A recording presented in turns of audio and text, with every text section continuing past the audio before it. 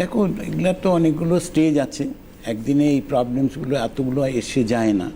ধরো হাঁটুটা আমার খটখট করে আওয়াজ করছে, তার মানে হচ্ছে আমার হাঁটুর ভিতরের জেলগুলো শুকিয়ে গেছে, ড্রাই হয়ে গেছে, যার জন্য ওটা খটখট আওয়াজ করে।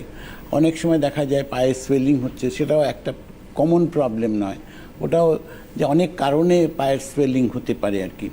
তো এই যে সিস্টেমগুলো আছে সেগুলো নর্মালি কি হয়, নর্মালি আমরা কি করে থাকি, নর্মালি আমরা একটা পেন কিলার, স্টেরয়েড ইঞ্জেকশন, বা অনেক সময় দেখা যায় আজকাল ট্রিটমেন্টের মধ্যে আসছে নাকি জেলগুলো ইনজেক্ট করে করা যায়, কিন্তু আমার মনে হয় না কতটা সাকসেস পেয়েছে মানুষ, এখানে একটা প্রশ্ন আছে। কিন্তু আজকে ডেটে যারা হাঁটু রিপ্লেস করার কথা ভেবেছেন তারা কতটা সুস্থ আছেন সেখানে একটা প্রশ্ন আছে।